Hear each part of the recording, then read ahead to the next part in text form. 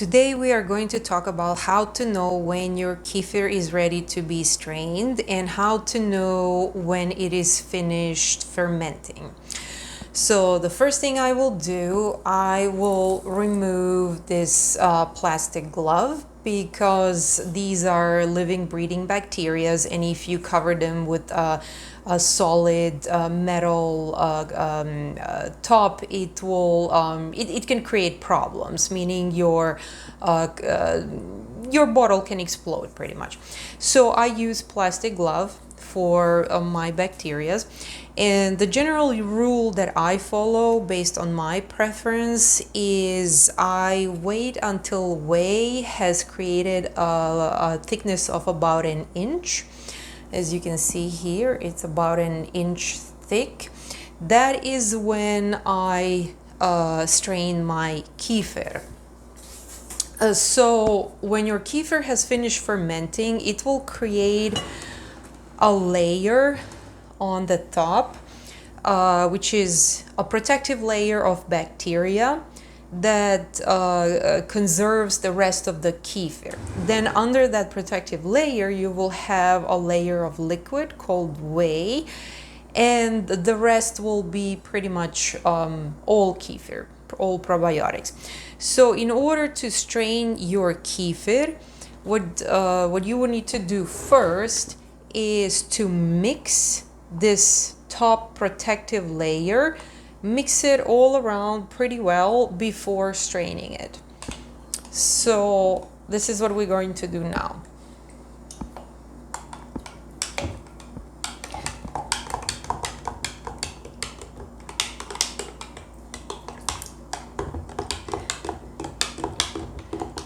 The reason I'm doing this is because I wanted to make it easier for kefir to strain.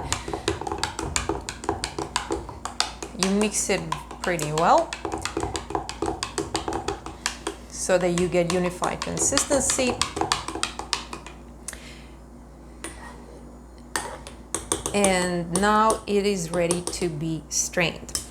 So this jar is where I keep the rest of my kefir bacteria. I also have it covered with plastic glove because these are living breathing bacteria, and they inflate, deflate constantly, so it's a safety measure.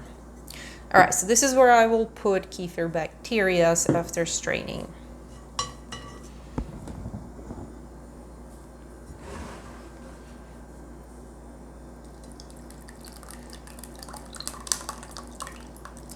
I am using plastic strainer and a plastic spoon.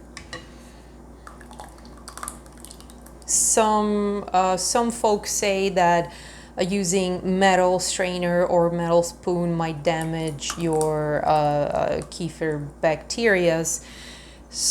But in my in my experience, I have not experienced anything bad with metal strainer or metal spoon, but I just prefer using plastic just because I'm used to working with kombucha and other probiotics, and those definitely don't like metal anything, so I'm using plastic for all my bacterias. All right, so the way I'm straining kefir grains is by mixing like this, and then I push hard. I'll push the strainer hard. You can push as hard as you want. You're not gonna kill them. These probiotic bacteria are unbelievably hardy, and you cannot kill them. So no matter how hard you push, you're not gonna kill them. So you can push as hard as you want. It's not gonna damage them. I'm trying to get all the kefir strained out of these bacteria. Okay, and now I'm going to transfer these bacteria into a separate jar.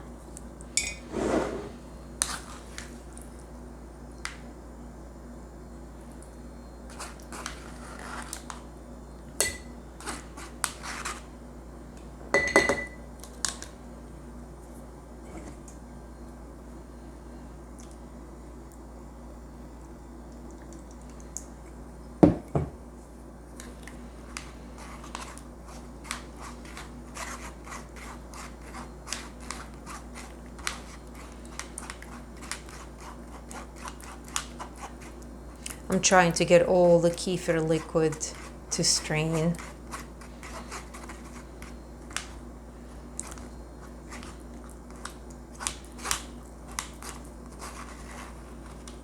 There's still a little bit of milk left with between bacteria, but that, you know, that doesn't matter.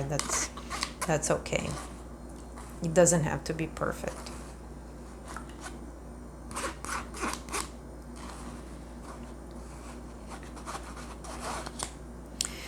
And that's it. That's how you strain kefir.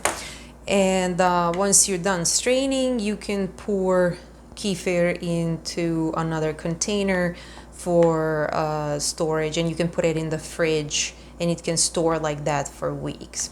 And you will see, once you're done straining, you'll see that the liquid has bubbles. So the more you mix it, the more bubbles you will see, because it's full of probiotic bacteria. All right, you guys, so I hope that was helpful. When you are done straining your kefir, you can pour it back into the same jar that you used for fermentation.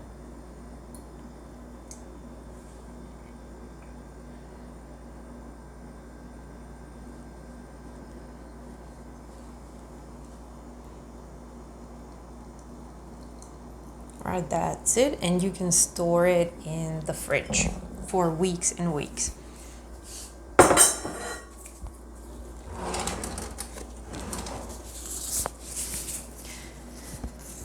I use plastic gloves to cover the jar because these are living, breathing organisms. This liquid is very much so alive.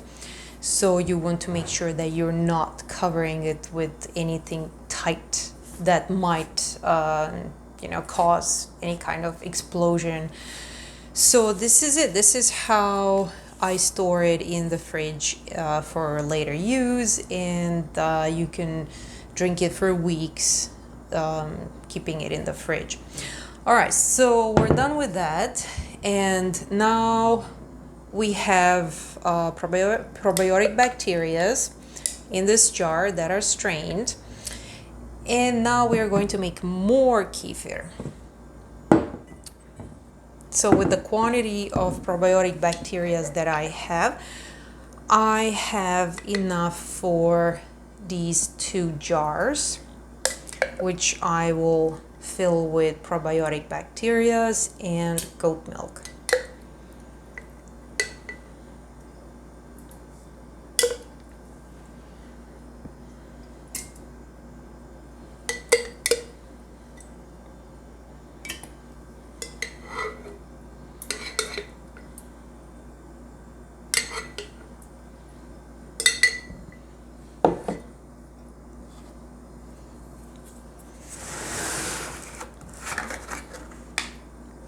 And now we are adding goat milk.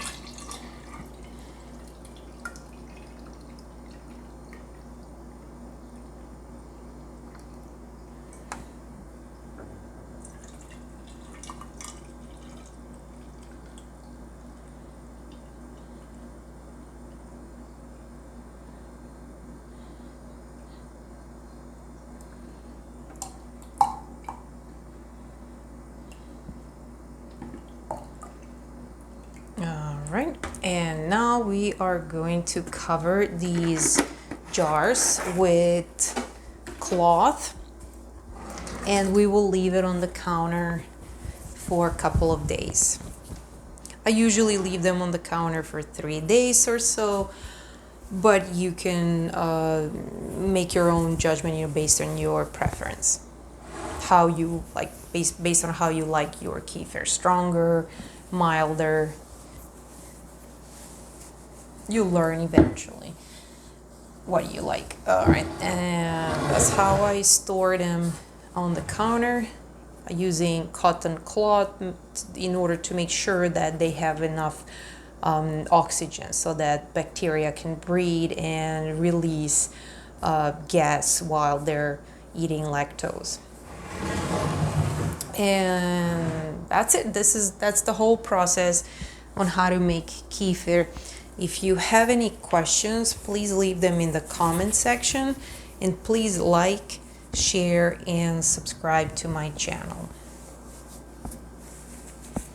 And that's it. More kefir ready to be made.